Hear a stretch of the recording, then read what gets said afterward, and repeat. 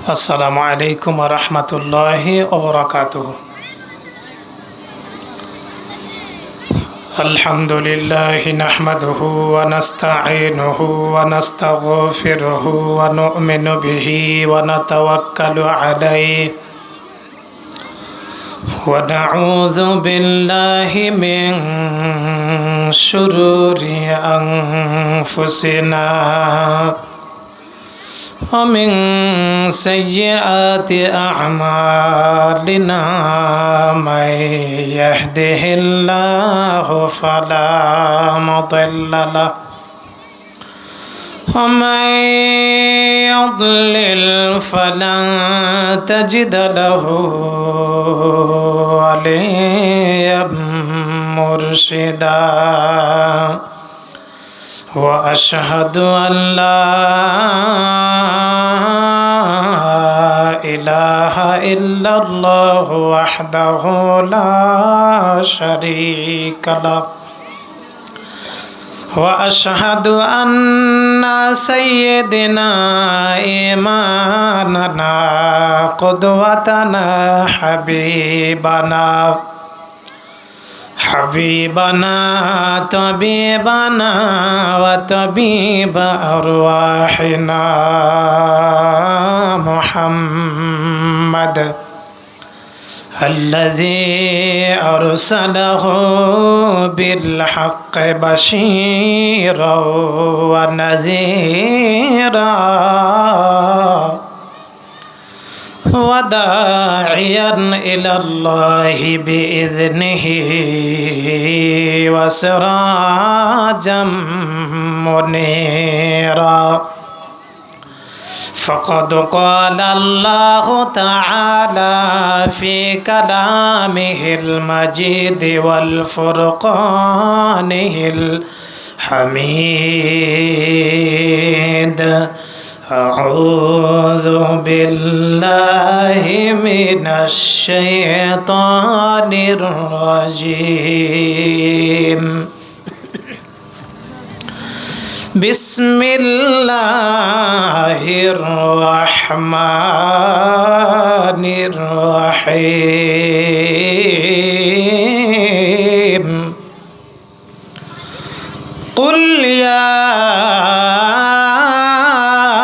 أيها الكافرون لا أعبد ما تعبدون ولا أنتم عابدون ما أعبد ولا أنا عابد ما عبدتم ولا أنتم عابدون ما أعبد لكم دينكم ولي دين.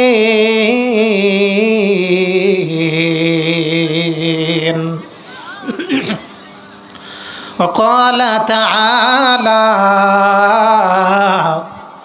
في شان رسول الله صلى الله عليه وسلم إن الله وملائكته يصلون على النبي يا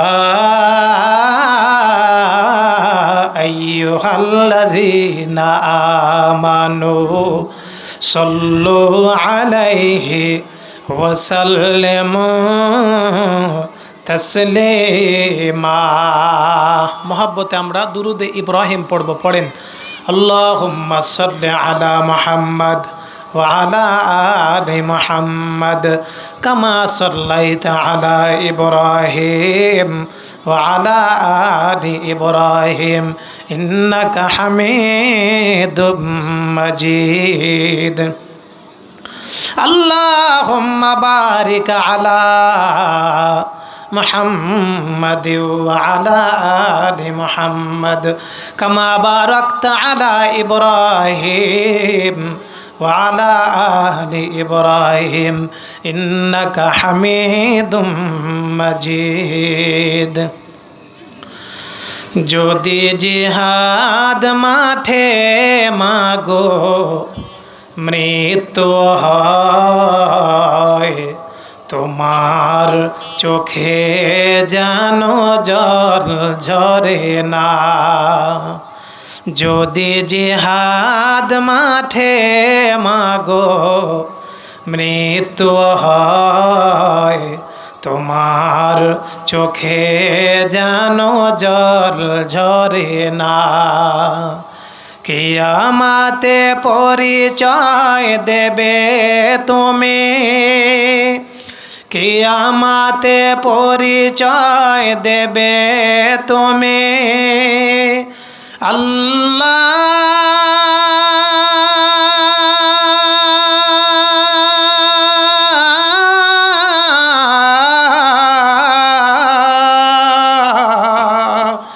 আমি শহীদের মা, যদি জিহাদ মাঠে মাগো মৃত্যু হয়, তোমার চোখে যেন জল ঝরে না।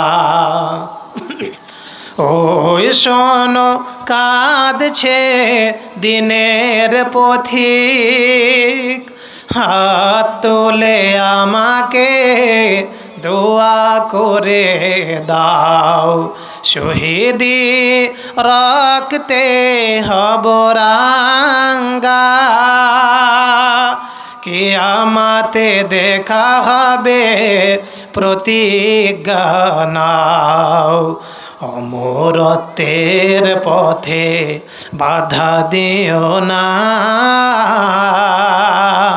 কিয়ামতে পরিচয় দেবে তুমি।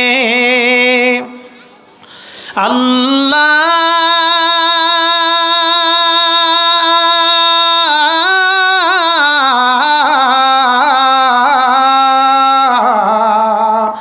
আমি শহীদের মা, যদি জিহাদ মাঠে মাগো মৃত্যু হয়, তোমার চোখে যেন জল ঝরে না। যদি জিহাদ মাঠে মাগো মৃত্যু হয়, তোমার চোখে যেন জল ঝরে না। আলহামদুলিল্লাহ। বাগবাড়ি হিলফুল ফুজুল সেবামূলক ফান্ড এর উদ্যোগে এবং বাগবাড়ি মিয়াপুর হাউসনগর হিলফুল ফুজুল হাফিজিয়া মাদ্রাসার উন্নতি কল্পে পঞ্চম বার্ষিকী 2 দিন ব্যাপী তাফসিরুল কোরআন মাহফিলের আজকের প্রথম দিনের প্রথম অধিবেশনে মোহতারাম সুযোগ্য সভাপতি, মঞ্চে উপবিষ্ট আমার বন্ধুতুল্য ভাই, সামনে উপবিষ্ট বয়সে প্রবীণ বয়সে নবীন, পর্দার আড়ালে সর্বগুণে গুণান্বিত আমার অবলা সরলা এবং মা এবং বোনেরা, মহান আল্লাহ পাকের অনেক দয়া, অনেক অশেষ রহমত। এবছরের প্রথম মাহফিল এখানেই হতো 6 তারিখে, আমার কথা বলছি, মানে এই বছরের সিজনে। এটা চেঞ্জ হয়ে 12 হওয়ার কারণে 9 এবং 10 তারিখ অতিক্রম করেছি 2টা মাহফিল। গতকাল ছিল না, আজকে আছে, আবার কালকে আবার আছে আর এক জায়গায়। তো আল্লাহ পাক বৃষ্টি দেওয়ার পরেও এই মাহফিলটাকে যে সফল করে দিয়েছেন, কিছুটা তাদের মনের ভিতরে অনেক টেনশন হয়েছে, হয়নি? পোস্টার সব কিছু চেঞ্জ হতে হয়েছে, তবু আল্লাহ পাক দয়া করেছেন। এই জন্য সকলে বলে আলহামদুলিল্লাহ। পড়েন সুবহানাল্লাহি ওয়া বিহামদিহি আদাদা খালকিহি ওয়া রিদা নাফসিহি ওয়া জিনাতা আরশিহি ওয়া মিদাদা কালিমাতিহি। বিশ্বনবীর দোয়া। কার দোয়া বলেন তো? নবীজি মাগরিবের নামাজে দোয়াটাকে 3 বার পড়তেন। কতবার? আর ফজরের নামাজের পরে 3 বার পড়তেন। কতবার বলেন? কতবার? 3 বার। দ্রুত সালাম বর্ষিত হোক বিশ্ব মানবতার মুক্তির অতন্দ্র প্রহরী, যার দেখে যাওয়া পথে রয়েছে ইহকালীন শান্তি পরকালীন মুক্তি, হাবিবুল্লাহ নূরে মুজাসসাম জনাবে মুহাম্মাদুর রাসূলুল্লাহ, সকল বলি সাল্লাল্লাহু আলাইহি ওয়াসাল্লাম। আপনারা বসে আছেন, আপনারা যারা বসে আছেন হয়তোবা এর চাইতে বেশি সংখ্যক মানুষ রাস্তাঘাটে ঘুরে বেড়াচ্ছে, ঠিক কিনা বলেন? বেড়াচ্ছে না? বেড়াচ্ছে। অথচ আমি মনে করি হাদিসের ভাষায় যারা শুয়ে গেলে তো ভিন্ন ব্যাপার, কিন্তু অন্তত এই জায়গাতে যারা বসেনি তারা জান্নাতের ফল থেকে মাহরুম হয়েছে। কি থেকে বলেন তো? কি থেকে বলেন? জান্নাতের ফল থেকে। সৌদি আরবের একজন আলেম আছে, যতগুলো আলেম কিতাব লেখে সৌদি আরবে তার ভিতরে তিনি একজন। তার নাম হচ্ছে ডক্টর সাঈদ আল কাহতানি। হিসনুল মুসলিম বলে একটা বই আছে, আমি পরে দেখছি। এই বই সারা পৃথিবীব্যাপী বিখ্যাত। এই কিতাবের ভিতরে আপনি পোশাক গায়ে দিলে কি দোয়া পড়বেন, বাড়ি থেকে বের হলে কি পড়বেন, বাড়িতে ঢুকলে কি পড়বেন, মসজিদে কি পড়বেন, বাইরে কি পড়বেন, কেউ দাওয়াত দিলে কি পড়বেন, নিজের টাকা দিয়ে খাবার খেলে কি খাবেন, বিশ্বনবীর যতগুলো দোয়া এই ডক্টর সাঈদ আল কাহতানি তার হিসনুল মুসলিমের ভিতরে উল্লেখ করেছেন। এত জগৎ বিখ্যাত একটি দুয়ার কিতাব। তিনি আর একটা কিতাব লিখেছেন সূরা আম্বিয়ার প্রথম আয়াতের আলোকে একটা বই লিখেছেন, একটা আয়াত দিয়ে। এখানে তিনি দুনিয়াতে সময় নষ্ট যারা করতে চায় না, আখেরাতের জন্য যারা কাজ করতে চায়, এদেরকে মনোযোগী করার জন্য তিনি এখানে হাদিস তুলে ধরেছেন, তিরমিজির হাদিস। তিনি হাদিসটাতে বলছেন, আল্লাহ পাকের নবী আপনাদের মতো করে সাহাবা একরাম একদিন বসেছিলেন। নবীজি বলতেছেন, ও আমার সাহাবীরা, ইযা মারারতুম বিরিয়াদিল জান্নাহ, যখন তোমরা জান্নাতের বাগানের পাশ দিয়ে হেঁটে যাবে তখন হেঁটেই চলে যেও না, ফারতাউ, ওই বাগানে বসে পড়ো এবং ফল আহরণ করতে থাকো জান্নাতের।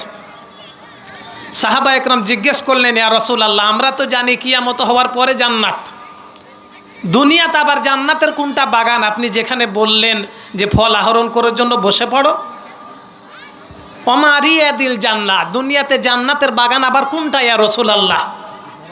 নবীজি বললেন, মাজালিসুয যিকরি, যে জায়গাতে আল্লাহর কথাকে বলা হয়, স্মরণে দেওয়া হয়, যে জায়গাতে আল্লাহর গুণকীর্তন করা হয়, ওটা দুনিয়ার সাধারণ জায়গা নয়, ওটা বাগবাড়ি মাঠ হয়ে নয়, ওটা জান্নাতের কি হয়ে গেছে বলেন? কি হয়ে গেছে? আবার এই মজলিসে আমরা যারা আসি আমাদের মর্যাদাটা কতটুকু? ও একই লেখক লিখেছেন হাদিসের বরাত দিয়ে যে আবু হুরায়রা রাদিয়াল্লাহু তাআলা আনহু একখানা হাদিস বর্ণনা করেছেন যে আল্লাহ পাকের অসংখ্য ফেরেশতা আছে, নাই?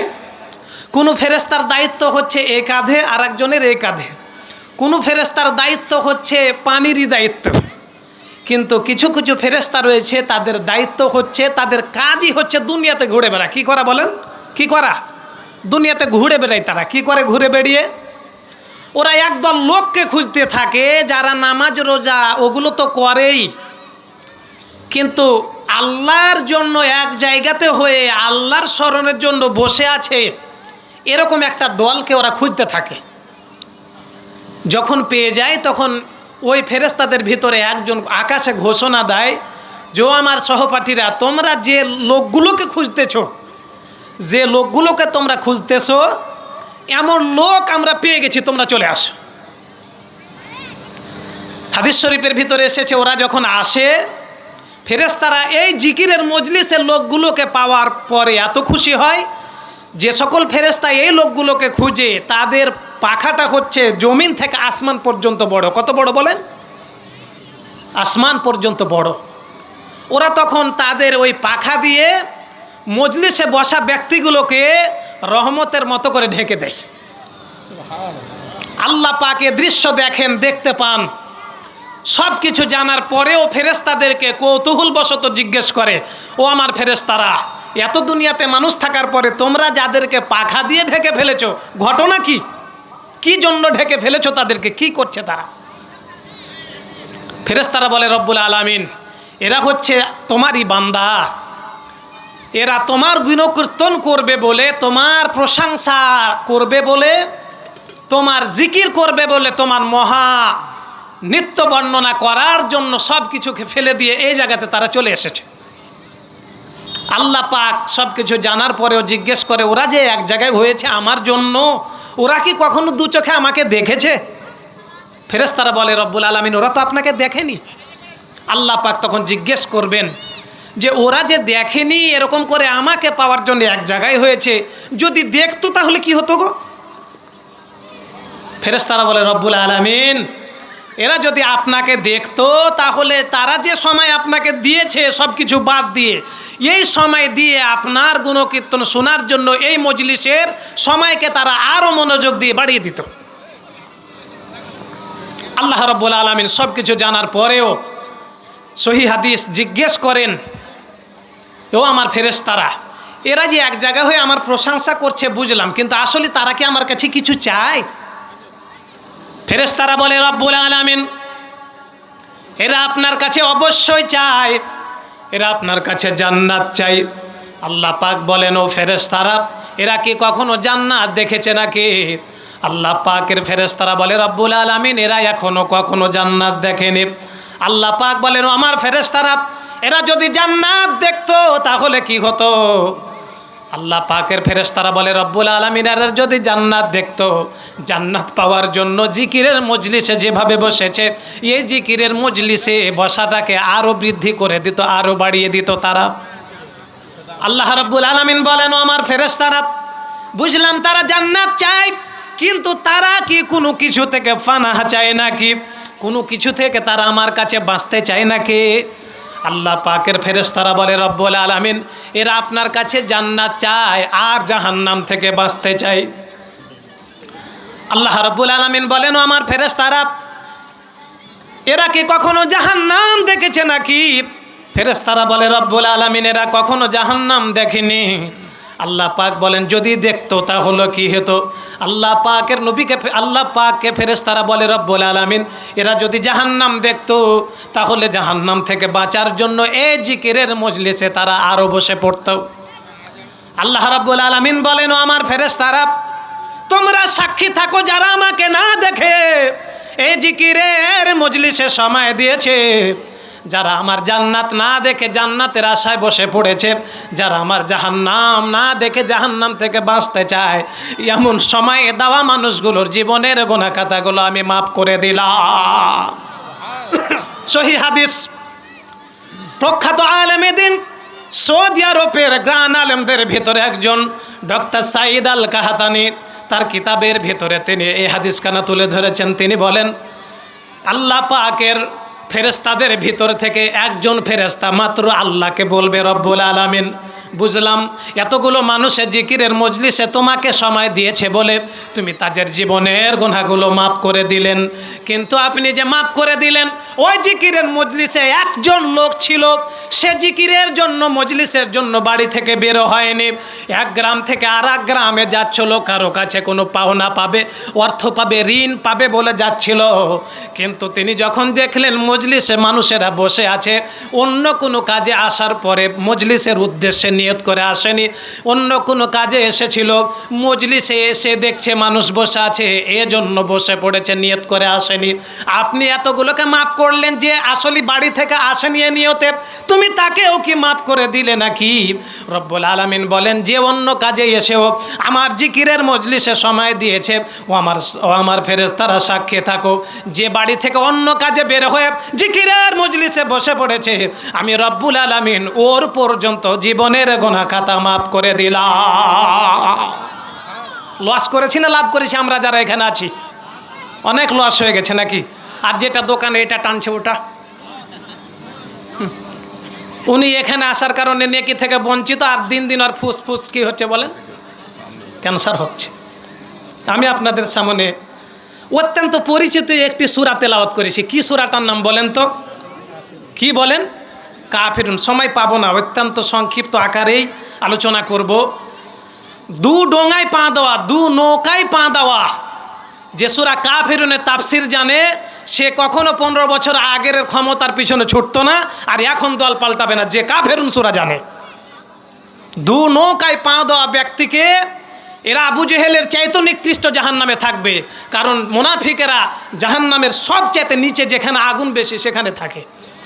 এজন্য আমি সূরা কাফিরুনের আলোচনা আপনাদের সামনে তুলে ধরব। কাফের হচ্ছে এক বচন, বহু বচন হচ্ছে কাফিরুন।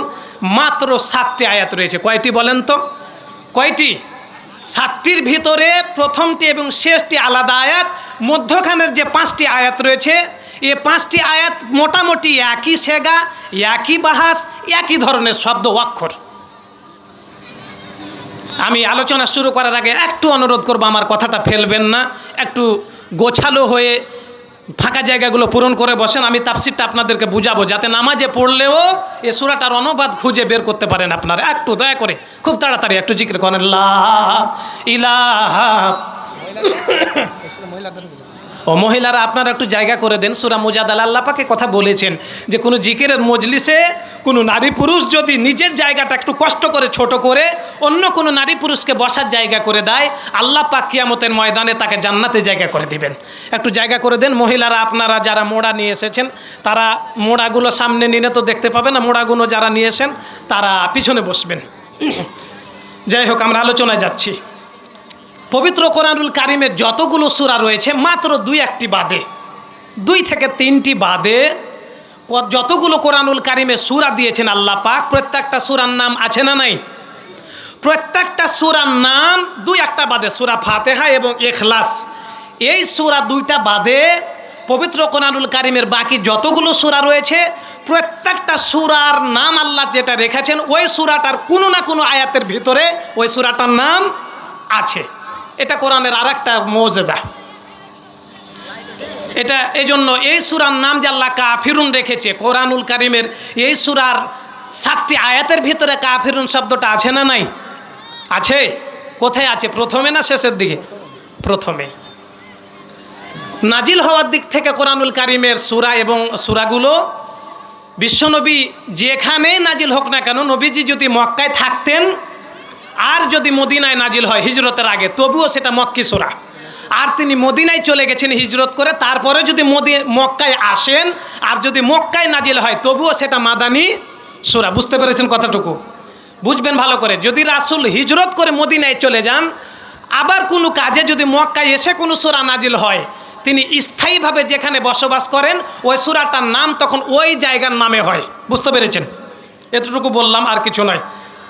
প্রখ্যাত আলেমে দিন বিশ্বনবী সাহাবী আব্দুল্লাহ ইবনে মাসউদ, হাসান বসরি, ইকরামা, অধিকাংশ মুফাসসির বলেছেন কোরআনুল কারিমের এই সূরাটা এবং এর সারমর্ম, এর অনুবাদ, এর নাজিলকৃত ঘটনার দিকে লক্ষ্য করলে এই সূরাটা নাজিল হয়েছে বিশ্বনবীর মক্কি জীবনে। কোথায় বলেন? মক্কি জীবনে। খুব টেনে টেনে বলতে হবে আমাকে। এই সূরাটি কখন নাজিল হয়?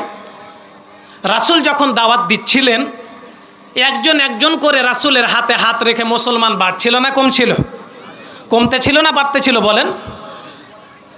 আবু জেহেলেরা অনেক চেষ্টা করলো, মায়ের দুশ্মনী, সন্ত্রাসী কর্মকাণ্ড সব কিছু করার পরেও যখন রাসূলকে দেখলো যে দাওয়াত বন্ধ করতেছে না, তার লোক বাড়তেই থাকছে, ওরা তখন ভিন্ন একটা পথ অবলম্বন করলো। কি করলো বলেন? সে পথটা হচ্ছে ঘুষের পথ। কিসের পথ বলেন? ঘুষের পথ। যে রাসূলকে অন্তত কোনো কিছু দিয়ে আনা যায় কি না, যে দাওয়াতটা বন্ধ করে দাও।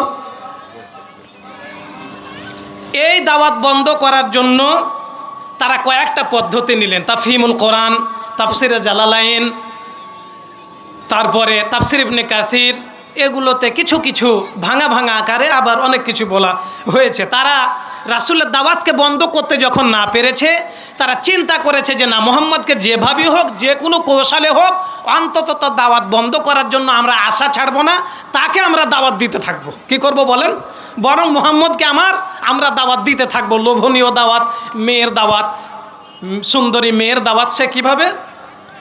সে দাওয়াতগুলো এভাবে এসেছে। 3টা কারণ, তিনভাবে তারা এসেছিল রাসূলের কাছে, যাতে করে রাসূল ইসলামের দাওয়াত বন্ধ করে। কয়ভাবে বলেন তো? কয়ভাবে? 3ভাবে। আব্দুল্লাহ ইবনে আব্বাস রাদিয়াল্লাহু তাআলা আনহু বর্ণনা করেছেন, কুরাইশরা রাসূল সাল্লাল্লাহু আলাইহি সাল্লামকে বলল, হে মুহাম্মদ, কত আর ঝামেলা আর নিজেদের ভিতরে এভাবে গন্ডগোল করব, কত আর এভাবে নিজেদের ভিতরে দুশ্মনী করব। শোনো, আমরা একটা কাজ করি, তোমার যত সম্পদ লাগবে, আমরা মক্কার আমরা যারা কুরাইশরা আছি, উঠে পড়ে লেগে যত সম্পদ লাগে সমস্ত সম্পদ তোমাকে দিয়ে অন্তত আমাদের চাইতে তোমাকে শ্রেষ্ঠ ধনী বানিয়ে দেব। অন্তত তুমি দাওয়াতটা বন্ধ করে দাও। আর সব চাইতে মক্কার অলিতে গলিতে যে নারীটা সুন্দর, সবচেয়ে সুন্দর এমন নারী তোমাকে তুলে দিচ্ছি, এটা তুমি মেনে নাও, তাহলে তোমার পিছনে আমরা থাকবো, তুমি সামনেই থাকবে।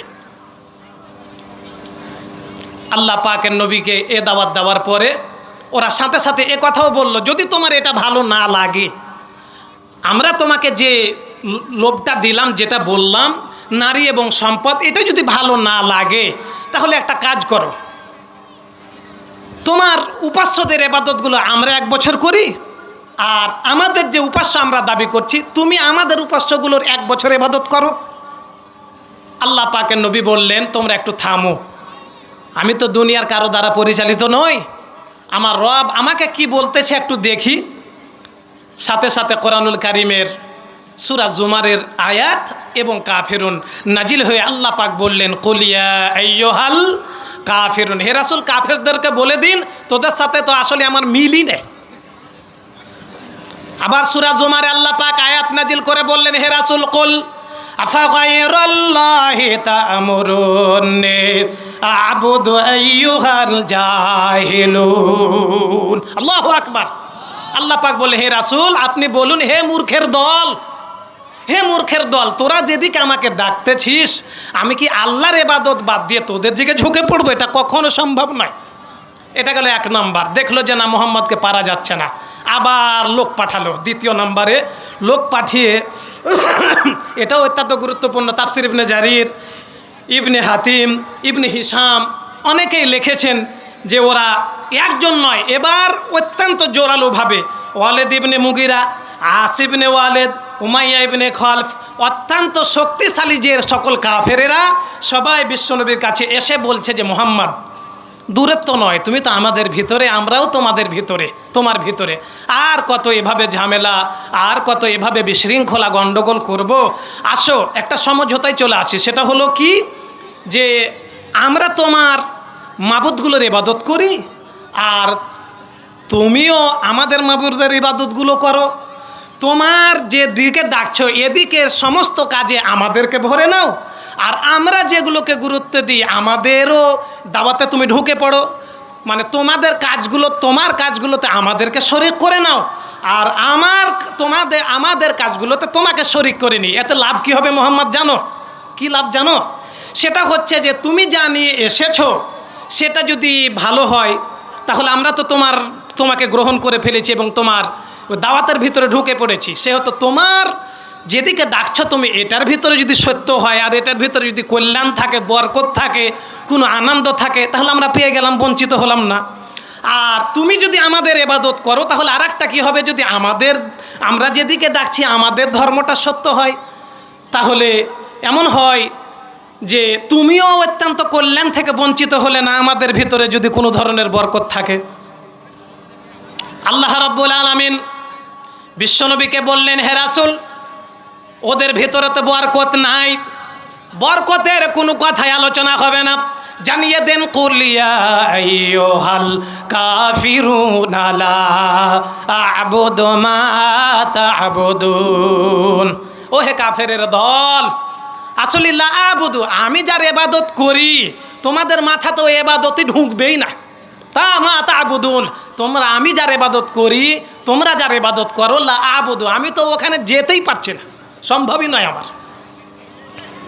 এটাও যখন কাজ হলো না, এবার তারা আবার এসে ইবনে হাতিম লিখেছেন, কুরাইশরা রাসূলকে এসে বললেন, মোহাম্মদ শুনে একটা কাজ করি, সে কাজটা হচ্ছে কি, 1 বছর আমাদের ধর্মে তুমি গোটাই ঢুকে যাও, 1 বছর আমাদের ধর্মের ভিতরে তুমি পুরাই প্রবেশ করে ফেলো, আর পরের বছর আমরা তোমার ধর্মের ভিতরে পুরাই প্রবেশ করে ফেলি, এত বরকত থাকবে। 1 বছর তোমার বরকত খেলাম, আমাদের বরকত তুমি 1 বছর খেলে। আল্লাহ পাক বললেন, যতবার দাওয়াত তোমাকে দেওয়া হোক হে রাসূল, এ দাওয়াতে কর্ণপাত করা যাবে না, নাজিল করে দিলাম তাদের বুক চিরে ভরে দাও কুলিয়া আইয়ুহাল কাফিরুন লা আ'বুদু মা তা'বুদুন। ও হে কাফেরের দল, লা আ'বুদু, আমি তো ইবাদত কখনোই করব না, কখনোই করা হবে না। মা তা'বুদুন, তোমরা যার ইবাদত করছো কোনো দাওয়াতেই তোমাদের সাথে শামিল হওয়ার সুযোগ আমার নেই। অত্যন্ত গুরুত্বপূর্ণ বিষয়। এই পরিপ্রেক্ষিতে আয়াতগুলো নাজিল হয়েছে। এখন আলোচনা করব ছোট্ট সূরা। নামাজি ইমামেরা পড়ে না বলেন? আপনারা অনেকেই জানেন, কিন্তু সূরাটাকে রাসূল কেমন গুরুত্ব দিতেন এবং আল্লাহ কেমন গুরুত্ব দিয়েছেন এই সূরাটাতে, এবং রাসূল এই সূরাটাকে কতটা ভালোবাসতেন এবং মর্যাদা দিতেন, সেটা আলোচনা করব। নবীজির সাহাবী ইবনে আমর রাদিয়াল্লাহু আব্দুল্লাহ ইবনে আমর রাদিয়াল্লাহু তাআলা আনহু বলেন, রামাতু রাসূলুল্লাহ সাল্লাল্লাহু আলাইহি ওয়াসাল্লাম বাদাল মাগরিবি ওয়া ফির রাকাতাইনি ক্বাবলাল ফাজরি কুল ইয়া আইয়ুহাল কাফিরুন ওয়া কুল হুয়াল্লাহু আহাদ। আল্লাহু আকবার। ইবারতগুলো বললে সময় পাবো না। নবীজির একজন সাহাবী আব্দুল্লাহ ইবনে আমর রাদিয়াল্লাহু তাআলা আনহু বলছেন, আমি রাসূলের দিকে লক্ষ্য করেছি 20 দিন। কতদিন বলেন? কতদিন? আমি রাসূলের দিকে দেখেছি, রাসূলের দিকে লক্ষ্য করে আমি দেখেছি আল্লাহ পাকের নবী এই কাফিরুন সূরাটাকে এবং কুলহু সূরা, এই ইখলাস, এই দুটা সূরাকে আমি রাসূলকে 20 দিন পড়তে দেখেছি। ফজরের নামাজের প্রথম রাকাতে কাফিরুন, দ্বিতীয় রাকাতে কুল হুয়াল্লাহু আহাদ। 20 দিন দেখেছি তাকে মাগরিবের সুন্নাতের নামাজে, ফরজের পরে প্রথম রাকাতে কাফিরুন, দ্বিতীয় রাকাতে কি বলেন? কি? কুল হুয়াল্লাহু আহাদ। মানে মাগরিব দিনের শুরুতেও তিনি কাফেরদেরকে নামাজের মাধ্যমে জানাচ্ছেন যে দাওয়াত দিয়ে লাভ নাই, ঘোষণা করেই দিলাম নামাজে যে আমি নাই তোদের সাথে। আবার মাগরিবের পরে দিনের শেষেও তিনি বলে দিলেন কি? এই সূরা পড়েই তিনি জানিয়ে দিলেন, এবং এই সূরা পড়েই তিনি তার মন থেকে ঘোষণা দিলেন যে আমি ফজরের প্রথমে এবং দ্বিতীয় রাকাতে এই দুইটা সূরা পড়লাম, মাগরিবে পড়লাম, কাজে সম্ভব নয় তোমাদের দাওয়াত। শুধু তাই নয়, বিশ্বনবীর কলিজার টুকরা সাহাবী আবু হুরায়রা রাদিয়াল্লাহু তাআলা আনহু বলেন, নাজারতু ফি শাহরি নাজারতু ইলা রাসূলিল্লাহি সাল্লাল্লাহু আলাইহি ওয়াসাল্লাম। নবীজির দিকে আমি 1 নয় 2 নয় 20 দিন নয়, নবীজির দিকে 1 মাস লক্ষ্য করেছিলাম। তিনি ফজরের নামাজে কোন সূরা তেলাওয়াত করবেন, সুন্নাত নামাজে আমি লক্ষ্য করেছিলাম তার পাশে। 1 মাস পর্যন্ত দেখেছি আল্লাহ পাকের নবী কাফিরুন সূরা দিয়ে ফজরের সুন্নাতের প্রথম রাকাত শুরু করেছেন, আর কুল হুয়াল্লাহু আহাদ এই সূরা দিয়ে ফজরের দ্বিতীয় রাকাত শেষ করেছেন। 1 মাস পর্যন্ত দেখেছি। গুরুত্ব আছে না নাই ছোট সূরার? শুধু তাই নয়, আবু হুরায়রা রাদিয়াল্লাহু তাআলা আনহু বলেন, রাসূলের কাছে একটা লোক একদিন নামাজে, মাগরিবের নামাজে, ফজরের নামাজে একটা লোক ফজরের প্রথম রাকাতে পড়লেন কুল ইয়া আইয়ুহাল কাফিরুন, দ্বিতীয় রাকাতে পড়লেন কুল হুয়াল্লাহু আহাদ। তো আল্লাহ পাকের নবীর কাছে একজন বলল যে, ইয়া রাসূলুল্লাহ, একটা লোক নামাজে দেখলাম যে ফজরের প্রথম রাকাতে কাফিরুন, দ্বিতীয় রাকাতে কুল হুয়াল্লাহু আহাদ পড়লেন, ইয়া রাসূলুল্লাহ। নবীজি বললেন, ও আমার সাহাবীরা, হাযিহি সালাতা হাতাইনির রাকাতাইনি, ফজরের 2 রাকাত নামাজে কাফিরুন দিয়ে শুরু করা, কুল হুয়াল্লাহু আহাদ দিয়ে শুরু করা, এর চাইতে সুন্দর শ্রেষ্ঠ তেলাওয়াত আর নাই। আমার ভাইরা, শুধু তাই নয়, জাবের রাদিয়াল্লাহু তাআলা আনহু বলেন, এই সূরাটাকে রাসূল কত গুরুত্ব দিতেন। নবীজি হজে গেলেন, তাওয়াফ করলেন, কাবা শরীফ তাওয়াফ করলেন। লাম্মা ফারাগা রাসূলুল্লাহি সাল্লাল্লাহু আলাইহি ওয়াসাল্লাম, আল্লাহ পাকের নবী হজে গেলেন, হজ শেষ করে কাবা ঘর তাওয়াফ করলেন। কাবা ঘর তাওয়াফ করার পরে তিনি স্থির হয়ে দাঁড়ালেন, নামাজের জন্য দাঁড়ালেন। নামাজ শুরু করার আগেই তিনি পবিত্র কোরআনুল কারীমের একটি আয়াত তেলাওয়াত করলেন, ওয়াত্তাখিযু মিন মাকামি ইব্রাহিমা মুসাল্লা। এই আয়াত তেলাওয়াত করলেন আল্লাহ পাকের নবী। চত্বর ঘুরলেন। কাবা ঘোরার পরে তিনি হজ শেষ করে বাড়ি আসার আগেই আল্লাহু আকবার বলে 2 রাকাত নামাজ আদায় করলেন কাবা ঘর তাওয়াফ করার পরে। জাবের রাদিয়াল্লাহু তাআলা আনহু বলেন, আমি রাসূলের দিকে লক্ষ্য করে দেখলাম 2 রাকাত নামাজে, হজের শেষে 2 রাকাত নামাজেও প্রথম রাকাতে নবীজি পড়লেন কুল ইয়া আইয়ুহাল কাফিরুন লা আ'বুদু মা তা'বুদুন ওয়া কুল হুয়াল্লাহু আহাদ। এবার আমার সাথে প্রথমে গণনা করেন।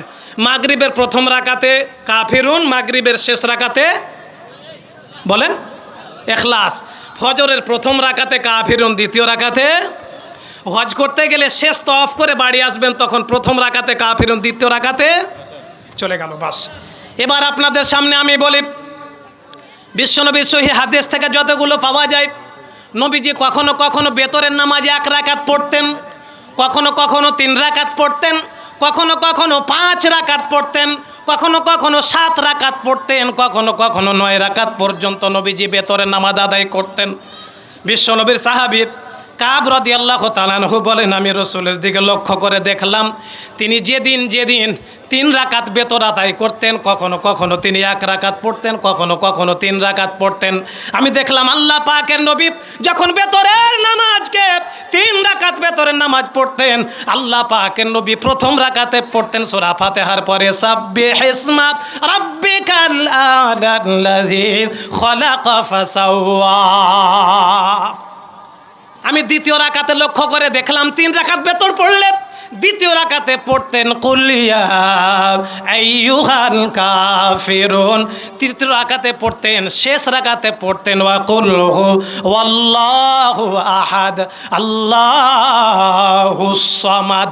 কয় রাকাত বেতর পড়ি আমরা? প্রথম রাকাতে সাব্বিহিসমা মুখস্থ করে চেষ্টা করবেন, এগুলো সুন্নাত, ধরা বাধা নাই। তবে যদি রাসূলকে ফলো করে একেবারে চেষ্টা করেন, অন্য সূরা দিয়ে পড়লে যতটুকু মজা, এটাতে 4 চাইতে বেশি মজা।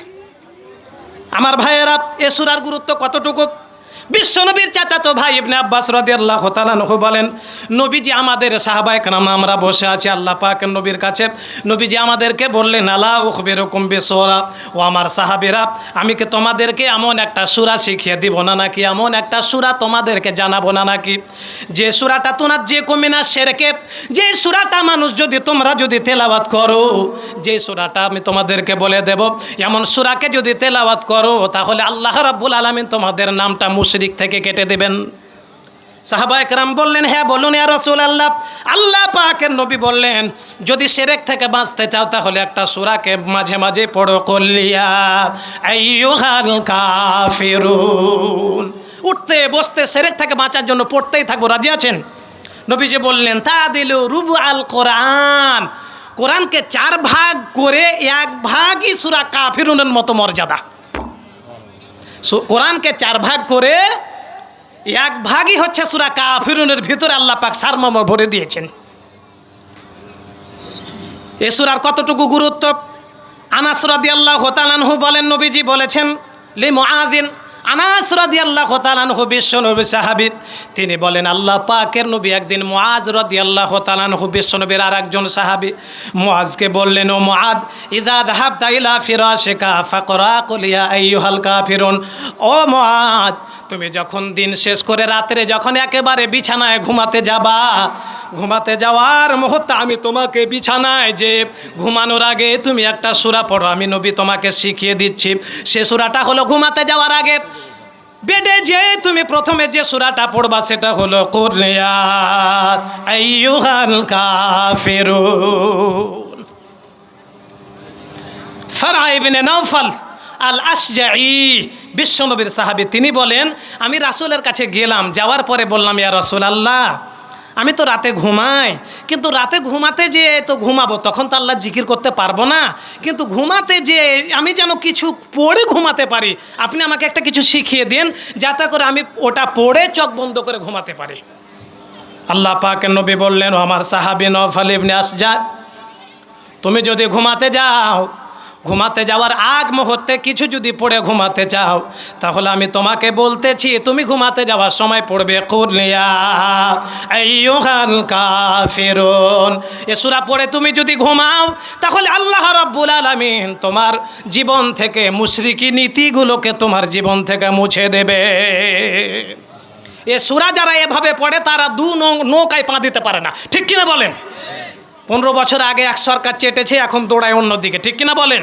তুমি মুসলমান, স্থির থাকবা, তুমি তোমার রক্তের দাম আছে, চাটুকারিতা করো না। চাটুকারিতা মারাত্মক কবিরা গুনাহ। শুধু তাই নয়, একজন ইমাম, নাম হচ্ছে তার আল আসমাঈ রহমাতুল্লাহি আলাইহি, তিনি বলতেছেন কানা ইউকালু লিকুল ইয়া আইয়ুহাল কাফিরুন ওয়া কুল হুয়াল্লাহু আহাদ আল মুকাশশিশাতান আই আন্নাহুমা ওয়া তুবরিয়ানি মিনান নিফাক। একজন ইমাম বলেছেন কুল ইয়া আইয়ুহাল কাফিরুন আল কুরহু সূরা, এটা হচ্ছে মুকাশশিশাতান। মুকাশশিশাতান হলো কি জানেন? কসকসা। আপনার হাতে যদি কোনো ফোঁট উঠে, কি উঠে বলেন? ও ফোঁটটা পেকে যাওয়ার পরে ওখান থেকে কি পুঁজ বের হয়ে ফোঁটটা যখন বেরিয়ে যায় তখন আরাম পান না? পান না? কিন্তু ফোঁট যদি থেকে যায় তাহলে বিপদ আছে না নাই বলেন?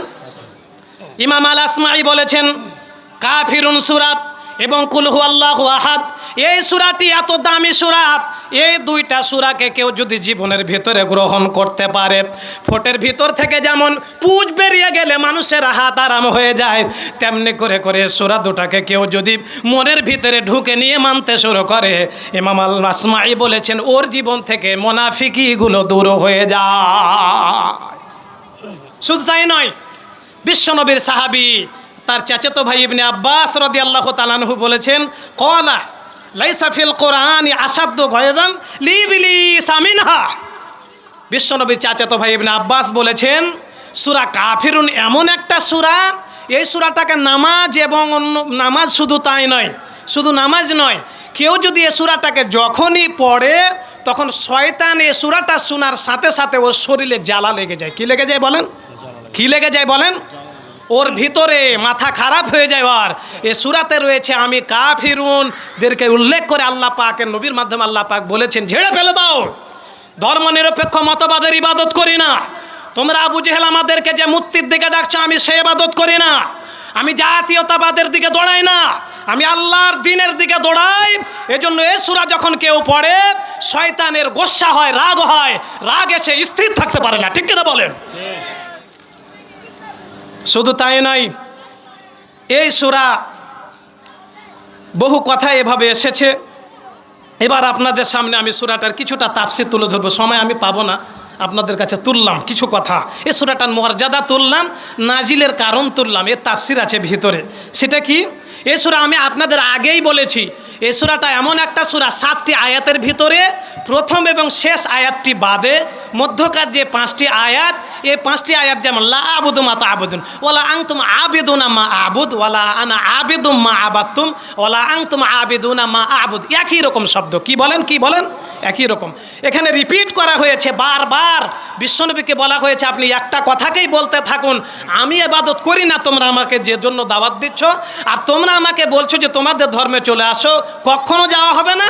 আর তোমরা যে বলছো যে আমার দিকে আসবে, তোমাদের এই চরিত্র থাকলে আমার ধর্মে ঢোকা তোমাদের সম্ভবই নয়।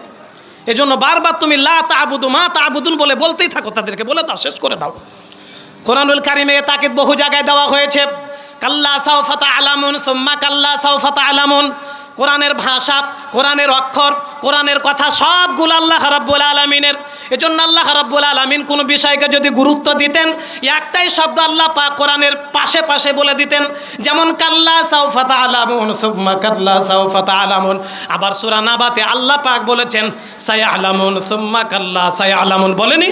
ফাইন্না মাআল উসরি ইসরান ইন্না মাআল উসরি ইসরান ফাসানুয়াসসিরুহু লিল ইসরা ওয়া আম্মা মান বাখিলা ওয়াস্তাগনা ওয়া কাযযাবা বিল হুসনা ফাসানুয়াসসিরুহু লিল উসরা। একটাই শব্দ আল্লাহ দুইবার ব্যবহার করেছেন গুরুত্ব দেওয়ার জন্য। কিসের জন্য বলেন তো? কিসের জন্য বলেন? গুরুত্ব দেওয়ার জন্য। এবার বুঝেন, খুব ভালো করে বুঝবেন। আবু জেহেলরা যেদিকে দাওয়াত দিয়েছিল মোহাম্মদ তুমি কিছুদিন মানো, আমরা কিছুদিন মানি, এটা করলে ঈমান থাকার সম্ভাবনা আছে? কথা বলেন, আছে? আমরা যারা ধর্মনিরপেক্ষবাদকে মানে ইসলামের চাইতে বেশি দাম দিই, তাদের ঈমানের দাসা। এদিকে যারা যায়, যারা আবু জেহেলের দাওয়াতের দিকে যেমন রাসূল যায়নি, নবীজির কোনো উম্মত যদি যায়, আল্লাহ রাব্বুল আলামিন সকল উম্মতকে সতর্ক করে বলেন, ইয়া আইয়ুহাল্লাযীনা আমানু দুখুলু ফিস-সিলমি কাফা ওয়া লা তাত্তাবিউ খুতুওয়াতিশ শাইতান ইন্নাহু লাকুম আদুউম মুবিন। আল্লাহু আকবার। আল্লাহ পাক বলেন, হে ঈমানদারেরা, ইসলামের ভিতরে পুরায় ঢুকে যাও। কেউ দাওয়াত দিল বলে তার দিকে একটু আর একটু ইসলামের দিকে। তুমি মুসলমান, নামাজ রোজা করো রাসূলের নীতিতে। তুমি রাজনীতি যখন করো তখন তুমি ইসলামের নামই নিতে পারো না। তুমি মুসলমান, নামাজ পড়ো রোজা করো রাসূলের পদ্ধতির ভিতরে, কিন্তু তুমি সমাজ চালাতে চাও তোমার নীতির মাধ্যমে। তোমার যে নেতা নিষ্পাপ ছিল না তার আদর্শ গঠন করার জন্য তুমি চেষ্টা করো। এটা যদি করো তাহলে এটা শয়তানের পথ। এই শয়তানের পথ অনুসরণ করে কখনো ঈমানের ভিতরে থাকা যায় না। আবু জেহেলরা যেদিকে দাওয়াত বিশ্বনবীকে দিয়েছিল, আমি আপনি যদি দৌড়াই, আল্লাহ এমন আল্লাহকে মসজিদে রাখতে পারেন, জানাজার শেষে রাখতে পারেন, বেতরের নামাজে রাখতে পারেন, হজে গিয়ে আল্লাহু আকবার লাব্বাইক আল্লাহুম্মা লাব্বাইক বলে আল্লাহকে রাখতে পারেন, সব জায়গায় আল্লাহকে রাখতে পারেন। মিছিলে যেয়ে মনে করেন যে আল্লাহ এখানে অতটা গুরুত্বপূর্ণ, কি বা তার যোগ্যতা নাই বুঝি? জি, আল্লাহর যোগ্যতা নাই যে মিছিলে আল্লাহকে উচ্চারণ করবা, এ গুণটা বোধহয় আল্লাহর নাই, ঠিক কিনা বলেন? রব্বাকা ফাকাব্বির, আল্লাহ পাক বলতেছেন তাকবীর দে, রব্বাকা ফাকাব্বির। মাতলুক আল্লাহ পাক বলতেছেন তাকবীর দে, আমার নামে তাকবীর দে, জোরে দে। কিসের মিছিল আর কিসের জানাজা আর কিসের কি? হারাম যে জায়গাগুলো, টয়লেট বাদে যে কোনো মুহূর্তে আল্লাহু আকবার বলতেই থাক। তোর বাড়ির পাশের কে রাগ করলো, কে তোর বাপ রাগ করলো, কোনো দেখার বিষয় না, ঠিক কিনা বলেন? যদি আবু জেহেলের দাওয়াতের দিকে জড়ানে একদিকে একটু মানবেন, আর এক নৌকায় পা দিবেন। আল্লাহ পাক সূরা বাকারা এবার এ সমস্ত মুমিনদেরকে বলেন, যারা দুদিকে পা দিয়ে নামাজ রোজা আল্লাহকে দিতে যাও, সমাজ কোরআন দিয়ে চলো, কেমন চিন্তাধারা মাথায় যারা আনো না, তোমাদের দাসাকে শুনো, আফাতু মেনুনা বিবাদিল কিতাবি ওয়া তাকফুরুনা বিবাদ। আল্লাহ পাক বলেন, হে ঈমানদারেরা, তোমরা কি কোরআনে কিছু অংশ মানবে, ইসলামের কিছু অংশ মানবে, যেটুকু ভালো লাগে সেটুকু মানবে, আর যেটুকুই ভালো লাগে না সেটুকু দুনিয়ার স্বার্থে কি অন্য ধর্ম মানবে নাকি? বলো, মানবেন? যদি মানো তাহলে দুনিয়ার জীবনে লাঞ্ছিত হতে হবে, আর আখিরাতে আল্লাহ রাব্বুল আলামিন আশাদ্দু ইয়াউমাল কিয়ামা, কিয়ামতের ময়দানে সবচাইতে কঠিন শাস্তি দু ডোঙায় পা দেওয়ার জন্য, দু নৌকায় পা যাওয়ার জন্য আমি আল্লাহ রাব্বুল আলামিন তোমাদের জন্য রেখেছি। এবার আল্লাহ পাক যে বারবার বলছেন, হে রাসূল, খুব খেয়াল করে বুঝবেন, সূরাটা যারা জানেন তারাই বুঝতে পারবেন। আল্লাহ পাক বলছেন, হে রাসূল, আপনি বলুন লা আ'বুদু মা তা'বুদুন। 5টি আয়াতের ভিতরে আবার ফের দুটা একই, লা আ'বুদু মা তা'বুদুন। আপনি বলুন আমি ইবাদত করি না, তোমরা যার ইবাদত করো, করাও হবে না, স্বপ্ন দেখতেই থাকো। ওয়ালা আনতুম আ'বিদুনা মা আ'বুদ। আর তোমরা যে মনে করছো যে আমার মাবুদের ইবাদত করবা, তোমাদের কপালে জুটবে না। আমি যার ইবাদত করি তোমাদের কপালে সেটা নাই করার। ওয়ালা আনা আবিদুম মা আবাদতুম। আর যতই দাওয়াত দাও আমি যে তোমাদের উপাস্যদের ইবাদত করব, এটা আমার মাথায় তো ঢুকবেই না, কোনো সময় সম্ভব নয়, কোনো সময় পারবো না। লাকুম দীনুকুম ওয়ালিয়া দীন। তুমি তোমার রাস্তা নিয়ে দৌড়াও, আমি আমার রাস্তা নিয়ে দৌড়াবো, নিজেদের বোঝার হিসাব আল্লাহর কাছে নিজেরাই দেবো, ঠিক কিনা বলেন? আর বলে লাকুম দীনুকুম ওয়ালিয়া দীন, এটা তো ধর্মের ব্যাপারে কিছু নাই, তো ধর্ম নিয়ে এত টানাটানি কিসের, ঠিক কিনা বলেন? এটার মানে জানো তুমি মিয়া? লাকুম দীনুকুম ওয়ালিয়া দীনের ব্যাখ্যা জানো তুমি? সে ব্যাখ্যা আমি আপনাদের সামনে কিছু পরেই তুলে ধরবো। এবার একটা কথা তুলে ধরবো যেটা সূক্ষ্ম আকারে এই শ্রেষ্ঠ মুজাদ্দিদ উপমহাদেশের আল্লামা সাইয়্যিদ আবুল আলা মওদুদী তিনি তার তাফহিমের ভিতর একটা শিক্ষা বিষয় তুলে ধরেছেন। কেউ যদি শুধু মুখে বলে যে আমরা ইবাদত করি আল্লাহ, তোমাদের ইবাদত করি না, মুখেরটা নয়, অন্তর থেকে রাসূল যেভাবে ঘোষণা দিয়েছেন ওই ঘোষণা দিয়ে আমার রাজনীতি, আমার পারিবারিক নীতি, আমার সামাজিক নীতি সবগুলোই দুনিয়ার সমস্ত ধর্মকে বাতিল করে দিয়ে ইখলাসের সাথে মন দিয়ে আল্লাহকে বুঝিয়ে দিতে হবে, মন দিয়ে বলতে হবে আমি ইবাদত করি না মানে শুধু নামাজ রোজা না, আমার জীবনের মিটিং মিছিল সব কিছুতেই আমি অন্য কারো ইবাদত করি না, আল্লাহর ছাড়া এই ঘোষণা তাকে মন থেকে দিতে হবে।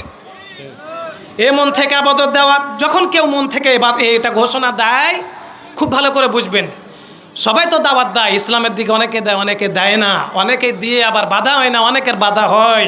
কিন্তু এই কাফিরুনের আলোকে যার দাওয়াতে বাধা আসবে, যদি ইখলাস থাকে তার দাওয়াতে বাধা আসবে, আর ওই দাওয়াতটা কাফেরদের জন্য অপছন্দের।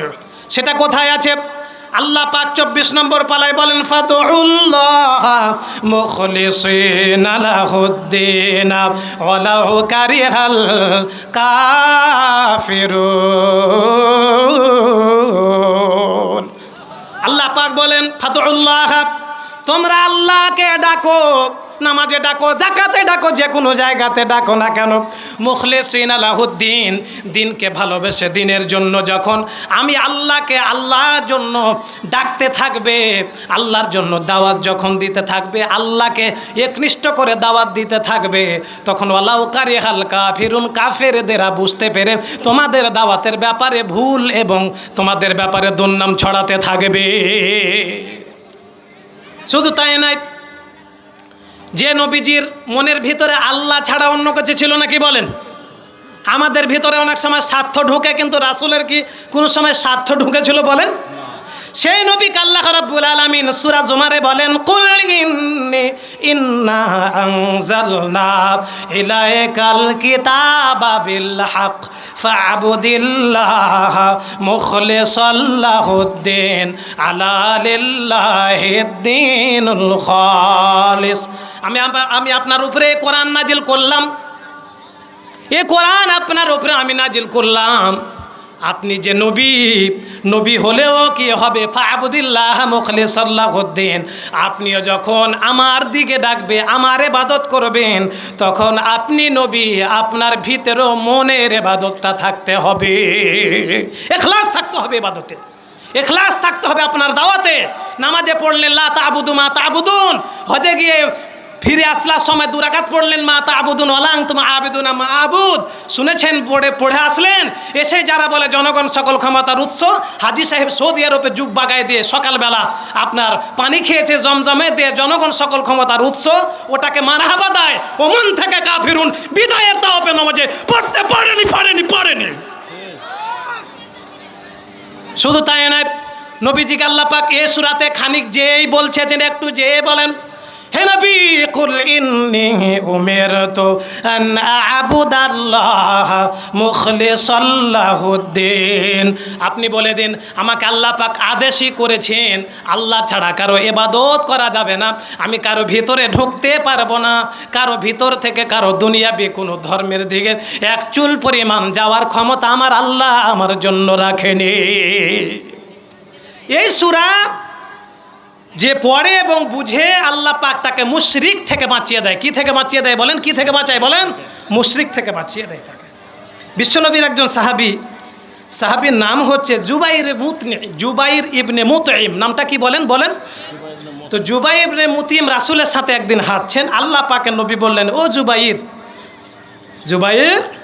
আতুহিব্বু ইয়া জুবাইর আল্লাহ তাকিল্লা ফি সাফারিকা ওয়ালা ইউনকাসা জাদুকা, ক্বালা নাম ইয়া রাসূলুল্লাহ, ফাকরা বি সাফারিকা সুওয়ারা কুল ইয়া আইয়ুহাল কাফিরুন ওয়া কুল হুয়াল্লাহু আহাদ ওয়া কুল আউযু বিরাব্বিল ফালাক ওয়া কুল আউযু বিরাব্বিন নাস। ও জুবাইর, তুমি আমার সাহাবী, তুমি কি চাও যে তুমি যখন তোমার বাড়ি থেকে অনেক দূরে সফরে কোনো কাজে যাও, আমরা যাই না, ঢাকা রাজশাহী যাই না বলেন, ও জুবাইর, তুমি তো অনেক জায়গাতে সফর করো, অনেক দূরে চলে যাও, তুমি কি চাও যে তুমি যে এত দূরে যাও, তো তোমার শরীরটা অনেক ক্লান্ত হয়ে যায়, সফর করলে, হাঁটলে, বাসে চললে ক্লান্ত হয় না শরীর বলেন? তুমি কি চাও যে তোমার এই সফরে যাওয়ার শরীরটা যাতে করে একটু সতেজ থাকে, শক্তি পাও, ক্লান্ত না হয়? আর সফরে তুমি যখন যাও, তখন অনেক সময় তোমার খাদ্যের ক্রাইসিস দেখা যায় না? আপনি 10 টাকা বেঁধেছেন, দেখা যাচ্ছে আপনার 15 টাকা খরচ হয়ে গেল, এরকম হয় না? সফরে বাইরে গেলে হয় না বলেন? তো নবীজি বললেন, ও জুবাইর, তোমার যাতে করে খাদ্য সংকটে না পড়ো সফরে গিয়ে, আর যাতে করে তুমি এত সফর করার পরে তোমার যাতে ক্লান্ত ভাবটা না আসে, শরীরটাতে যাতে সতেজ থাকে, তুমি কি এটা চাও? এখন আপনি বলেন, জুবাইর, না, আমরা চাই না বলে। জুবাইর ইবনে মুতঈম বললেন, ইয়া রাসূলুল্লাহ, নাম, আমি তো চাই। আল্লাহ পাকের নবী বললেন, ও জুবাইর, সফরেও নিজের শরীরের ভিতরে শক্তি ফিরিয়ে আনতে চাও, চেহারা সতেজ রাখতে চাও, না খেয়ে যাতে করে তোমার সম্পদ যা কিছু খাদ্য বেঁধে নিয়ে গেছো যাতে করে কমতি না হয়, এই দুইটা জিনিস থেকে যদি বাঁচতে চাও, বাড়ি থেকে বের হওয়ার সাথে সাথে কাফিরুন, কুল হুয়াল্লাহু আহাদ, নাস এবং ফালাক এই সূরাগুলোকে সফরের ভিতরে মাঝে মাঝে পড়তে থাকবা। নবীজি বলেন, নবীজি সাহাবী জুবাইর ইবনে মুতঈম বলেন, আমি রাসূলের এই হাদিস শোনার পরে অনেক সফর করতাম, যখন এই সূরাগুলো পড়তাম তখন আমার ক্লান্তি মনে হচ্ছে দূর হয়ে যাচ্ছে, আর খাদ্য মনে হচ্ছে আমার শেষ হচ্ছে না, যতটুকু খাদ্য বেঁধেছি মনে হচ্ছে আমার খাদ্যতে বরকত হতে লেগেছে। কাজে কেউ যদি ইমানে বরকত ধরাতে চায়, কেউ যদি আখিরাতে বরকত ধরাতে চায়, কেউ যদি দুনিয়ার জীবনে মুশরিক থেকে বেঁচে ইমানের ভিতরে জোশ ঢুকাতে চায়, সেও কোন সূরাগুলোকে পড়তে থাকবে? বলেন কোন সূরাগুলোকে? কাফেরুনকে পড়তে থাকবে। আমার ভাইয়েরা, কাফেরেরা বিশ্বনবীকে দাওয়াত দিল, নবী আমাদের ধর্মে তুমি চলে আসো, বরকত থাকলে পেয়ে যাবা, আর তোমাদের ধর্মে আমরা ঢুকে যাব, তাহলে তোমার ধর্মে কোনো বরকত থাকলে ঢুকে আমরা পেয়ে যাব। আল্লাহ রাব্বুল আলামিন সাথে সাথে বিশ্বনবীকে আর একটি আয়াতে বললেন, ওয়া ইন কাযাবুকা ফাকুল লি আমালি ওয়া লাকুম আমালুকুম আনতুম বারিউনা মিম্মা আমালু ওয়া আনা বারিউম মিম্মা তা'মালুন। হে রাসূল আপনি বলুন, আপনি বলে দিন, ওয়া ইন কাযাবুকা, যদি তোমরা মিথ্যা বলে থাকো, ফাকুল্লি আমালি ওয়ালাকুম আমালুকুম, তাহলে শোনো রাখো, তোমাদের মিথ্যার দায়ভার আল্লাহর দরবারে আমাকে দিতে হবে না, তোমাদেরকেই দিতে হবে। আর আমি যদি কোনো মিথ্যা বলে থাকি, আমি যেদিকে ডাকছি এ ধর্ম যদি মিথ্যা হয়, তাহলে আমার গুনহার বোঝা নিয়ে আল্লাহর দরবারে দাঁড়াবো। লাকুম দীনুকুম ওয়ালিয়া দীন, তোমাদের দিনের হিসাব তোমরা আল্লাহর কাছে দিবে, আর আমার বোঝা আমি আল্লাহর দরবারে দিব, কেউ কারো হিসাবে দিতে হবে না। কাজে দাওয়াত বন্ধ করে দাও, তোমার দিকে তুমি দৌড়াও, আমি আমার মিশনে দৌড়াই, ঠিক কিনা বলেন?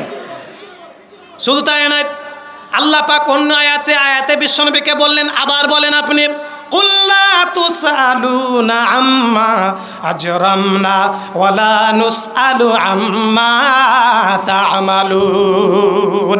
হে রাসূল আপনি বলুন, হে রাসূল আপনি বলুন, লা তুসআলুনা আম্মা আজরামনা, আমরা দুনিয়াতে যা করলাম, রাসূল বলতেছেন কাফেরদেরকে, আমরা যা করলাম এর হিসাবের জন্য আল্লাহ তোমাদেরকে আমাদের ব্যাপারে জিজ্ঞেস করবে না। করবে? আপনি পাপ করেছেন আমাকে জিজ্ঞেস করবে? বলেন, করবে জিজ্ঞেস? না আমার হিসাব আমাকে দিতে হবে। বিশ্বনবী বললেন, আমরা যা করছি এজন্য আল্লাহ তোমাদেরকে জিজ্ঞেস করবে না। কাজে বারবার দাওয়াতের কিছু নেই, তোমার পথে তুমি দৌড়াও। ওয়ালা নুসআলু আম্মা তা'মালুন, আর তোমরা যা করছো এর জন্য আল্লাহ আমাদেরকে জিজ্ঞেস করবে না। কাজে মাথা খারাপের আমার কিছু নেই, তোমার ধর্মের কিছু নিব না, আর তোমাকে নিব না ও, আর তোমার ভিতরে আমি যাব না, ইখলাসের সাথে আমি থাকবো। কাফিরুন, কুল ইয়া আইয়ুহাল কাফিরুন ঘোষণা দিলাম, আমি তাওহীদের উপরে থাকবো, মন থেকে থাকবো, ঠিক কিনা বলেন? এই মন থেকে কেউ যদি একনিষ্ঠভাবে কাফিরুন সূরা পড়ে আল্লাহকে যদি এই মন দিতে পারে, আমি সমাজ, রাষ্ট্র, আমার ইউনিয়ন, আমার জীবনের চাওয়া পাওয়া, আমার বাড়ির চাওয়া পাওয়া, আমার ভোট, আমার যা কিছু আছে আমি আল্লাহর স্বার্থের জন্য দিব, এতটুকু মন কেউ যদি স্থির করতে পারে, দুনিয়াতে সে এই লা তা'বুদু মা তা'বুদুন এই তাকিদ দেওয়ার জন্য, ইখলাসের সাথে তাওহীদের ঘোষণা দেওয়ার জন্য, কাফিরুন সূরার আলোকে সে দুনিয়াতে জান্নাতে, সে দুনিয়াতে কি বলেন? নবীজির একজন সাহাবিয়ান আবি হুরায়রা রাদিয়াল্লাহু তাআলা আনহু বলেন, নবীজির কাছে একটা লোক আসলো, গরিব লোক, বেদুইন লোক, মরুভূমিতে বাস করে তাবু খাটিয়ে। এমন লোক আল্লাহ পাকের নবীর কাছে এসে বললেন, ইয়া রাসূলুল্লাহ দুল্লানি আলা আমালিন ইযা আমালতুহু দাখালতু জান্নাত। ইয়া রাসূলুল্লাহ আপনি নবী, আপনি আমাকে বলে দিন এমন একটা আমলের কথা, এমন একটা কাজের কথা বলে দিন, আমি যেগুলো করব আর আমি জান্নাতের ভিতরে প্রবেশ করে ফেলবো। ইয়া রাসূলুল্লাহ আপনি বলেন। নবীজি তাকে তার ইখলাস দেখে, তার ভিতরে তাওহীদের জোশ দেখে আল্লাহ পাকের নবী তাকে বললেন তা'বুদুল্লাহ ওয়া লা তুশরিক বিহি শাইআ। এক নম্বরে হলো লা তা'বুদু মা তা'বুদুন, এক নম্বর হলো তা'বুদুল্লাহ ওয়া লা তুশরিক বিহি শাইআ। ইবাদতে হোক, রাস্তায় হোক, ঘাটে হোক, রাজনীতি হোক, পারিবারিক নীতি হয়, জীবনের সকল নীতি থেকে যেখানে শিরক রয়েছে এমন শিরক করবে না যদি ঘোষণা দিতে পারো, তাহলে আল্লাহ রাব্বুল আলামিন তোমার জন্য জান্নাতে রেখেছে। নবীজি লোকটাকে বললেন তুকিমুস সালাতাল মাফরুদা, ফরজ নামাজ পড়বে, সুন্নাত এখানে নাই, ফরজটুকুই তাকে বলা হয়েছে। তুতিস যাকাতাল মাফরুদাতা, তোমার যতই সম্পদ থাকুক তুমি দান করো অথবা নাই করো, কিন্তু তুমি যদি ফরজ যাকাত আদায় করে দাও, অর্থাৎ সুমু রমাদান, শুধুমাত্র রমজানের রোজা রাখবে। মাসে 3টা রোজা রাখা যায়, 13, 14, 15। সোমবারে রোজা রাখা যায়, বৃহস্পতিবারে রোজা রাখা যায়, আবার শাওয়ালের রোজা রাখা যায়, আবার আশুরা রোজা রাখা যায়। এগুলোর কোনোটাই যদি তুমি না রাখো, ফরজ রোজা যদি তুমি রাখো, আল্লাহ রাব্বুল আলামিন তোমার জন্য জান্নাত রেখেছে।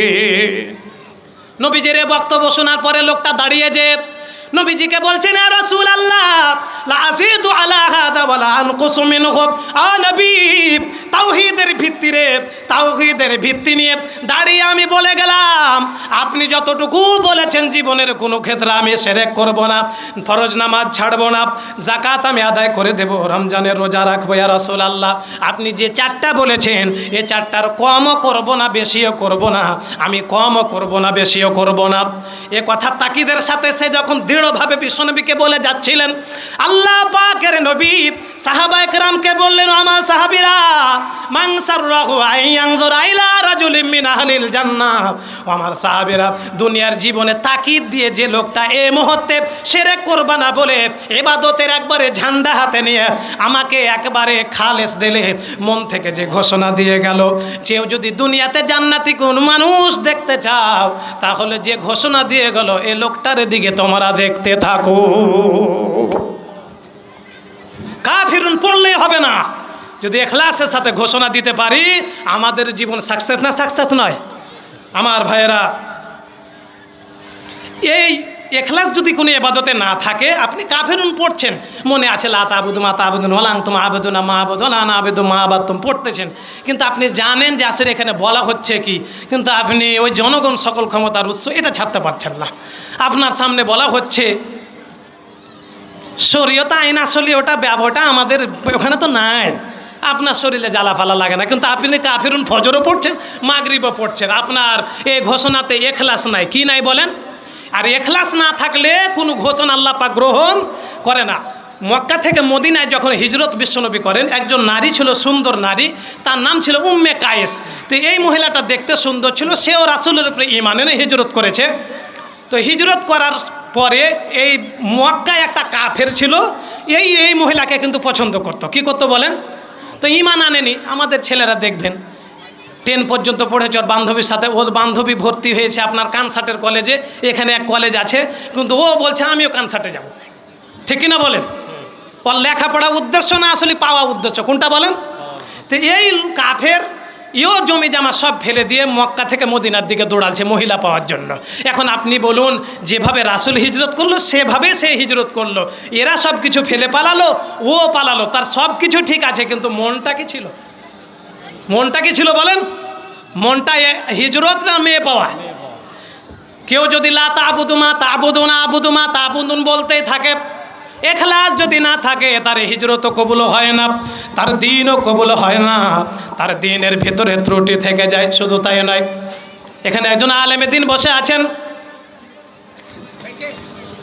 আরবি সাহিত্যে আমরা পড়েছিলাম বনে ইসরায়েলের যুগে, বনে ইসরায়েলের ভিতরে একটা লোক ছিল খুবই ভালো। কি ছিল বলেন? খুবই ভালো। আর ওই গ্রামের কিছু মানুষ ছিল একটা গাছকে এমনি করতো, হিন্দুদের মতো পূজা করতো, একটা গাছের করে না বলেন। তো ও লোকটা জানতে পারলেন যে আমি আল্লাহর ইবাদত করি আর আল্লাহর সাথে আমার পাশের গ্রামের লোকেরা শিরক করে। ফাখাদা ফাসান, একটা কুড়াল নিয়েছে। কি নিয়েছে বলেন? কুড়াল নিয়ে বলতেছে যে যে গাছের ইবাদত মানুষ করছে ওর গাছের গুষ্টি রাখবো না গো, কেটে ফেলবো গাছকে আমি। চলে গিয়েছে। যেতে যেতে যেতে যেতে রাস্তাতে শাইখুন কাবীর, একটা বৃদ্ধ লোকের সাথে লোকটার দেখা। কার সাথে বলেন? একটা বৃদ্ধ লোকের সাথে দেওয়া। তো বৃদ্ধ লোক তাকে বলতেছে কোথায় যাবা? তো সে বলতেছে আমি আল্লাহর ইবাদত করি, আর আমার পাশের গ্রামে আল্লাহর উপরে শিরক করা হয়, আল্লাহকে শিরক করা হয়। ফাখাদা ফাসান, হাতে নিয়েছে কুড়াল, কেটে ফেলবো গাছ। আল্লাহর কে অপেক্ষা করে যেখানে শিরক হয়, আমি ও গাছ কেটে ফেলবো। তো বৃদ্ধ বলতেছে যে না, তোমাকে কাটতে দিব না। ও বলছে আমি কাটবো। লড়ালড়ি করতে লেগে এবার আলেম ছিল যিনি গাছ কাটতে যাচ্ছেন, তিনি ছিলেন অত্যন্ত যুবক মানুষ। ওই বৃদ্ধ কি পারে, বলেন পারে? ওকে ফেলে দিয়ে ওর বুকের উপরে চড়ে 2-4 ঘুষি দিয়েছে। বৃদ্ধ বলতেছে যে তোমাকে একটা যদি কথা বলি শুনবা? 2 নৌকায় পা দেওয়া, কি বলেন? বলতেছে তুমি যদি আমাকে ছেড়ে দাও আর যদি গাছ না কাটো, তাহলে প্রতিদিন তোমাকে 2 দিনার করে টাকা দেবো আমি। প্রতিদিন কোনো কাজ করা লাগবে না, তোমার দরজায় গিয়ে 2 দিনার টাকা পৌঁছে যাবে। মৌলবি চিন্তা করছে আল্লাহর এত দৌড়িয়া ঝাঁপিয়া সব জায়গায় মিলাদ কিয়াম করে কোনো জায়গায় টাকা পাচ্ছি না, কাজে বসে বসে যদি বেতন আসে মুক্তিযোদ্ধার মতন আর আপনার প্রাইমারির শিক্ষকের রিটার্নের বেতন যদি আসতে থাকে, তাহলে তো ভালোই। তিনি তখন বললেন আচ্ছা ঠিক আছে, মেনে নিলাম। ঘুষ খেয়ে নিয়েছে মৌলবি। কি খেয়েছে বলেন? এরকম ঘুষখোর মৌলবি 15 বছরে ছিল না? ছিল না বলেন? কই আমরা তো ছিলাম না ওদিকে, আমাদের কি ছাল চামড়া উঠে গেছে নাকি? প্রথম দিন টাকা পেয়েছে, দ্বিতীয় দিন টাকা পেয়েছে, তৃতীয় দিন টাকা আসেনি। আবার সে ফাখাদা ফাসান কুরআন নিয়ে বলতেছে আমি গাছ রাখবো না, যে গাছের ইবাদত মানুষেরা করে আল্লাহর ইবাদত বাদ দিয়ে। একই জায়গাতে দেখা হয়ে গেছে, একই জায়গাতে দেখা হয়ে পরে শাইখুল কাবিরুন। আবার বৃদ্ধ থর করে বলতে কোন জায়গায় দেবা, কোন জায়গায় দেবে? তো বলছে যে সরো, তোমার 2 নাম্বারই কথা, সরে যাও। যে গাছের ইবাদত মানুষ করে, গাছ আমি রাখবো না। বৃদ্ধ বলছে যেভাবে গতবার বাধা দিয়েছি এবারও বাধা দেবো, তোমার সাথে নড়বো, কিন্তু তোমাকে গাছ আমি কাটতে দেবো না। আরবি সাহিত্যে গল্পটা পড়েছিলাম, বনী ইসরাইলের এক ঘটনা, কিন্তু হাদিসে পাইনি, দেখতে পাইনি, ওই জন্য সেটাকে হাদিস বলবো না, আমি সাহিত্যে পড়েছি বলবো, না তো জিহিবা কাটা ফেলবে আল্লাহ রসুল। কাল এক জায়গায় ওয়াজ করলাম, ওয়াজ করে যখন নামলাম তখনই মৌলবিতে সালাম দিয়ে বলতেছে সালাম দিলে 10 নেকি আর সালামের জবাব দিলে 90 নেকি। কিন্তু আছে কোথায় আল্লাহ জানে, আমার জানা নেই হাদিস আছে কিনা। কিন্তু সালাম দিলে সওয়াব, উত্তর দিলেও সওয়াব, এরকম আছে। কিন্তু নেকির কথাটা যে আছে আল্লাহ ভালো জানে, আমার জানা নেই। তো থাকতে পারে, কিন্তু আরও দেখতে হয় সেটা। তো এবার লড়ালড়ি লেগে গেছে।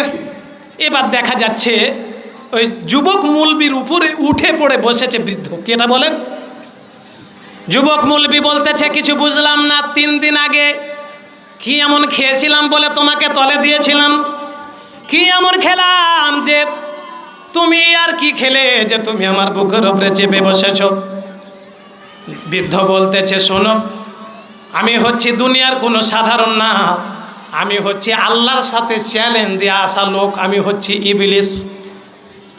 গতদিন তুমি এসেছিলে, যেদিন প্রথম কুড়াল নিয়ে এসেছিলে, সেদিন তোমার ভেতরে ছিল ইখলাস, তোমার ভিতরে ছিল ত্যাগ আল্লাহর জন্য, তোমার ভিতরে ছিল রিপিট, তোমার ভিতরে সেদিন ছিল আল্লাহর ভালোবাসা, সেদিন তোমার ভিতরে ছিল তাওহীদ। কিন্তু তুমি তাওহীদের কাছে ঘুষ খেয়ে তুমি 2 দিন গাছ কাটতে আসনি, 3য় দিন টাকা দেইনি বলে আবার গাছ কাটতে এসেছো। যে ইবাদতে ইখলাস থাকে না, যে কাজে আল্লাহর জন্য হয় না।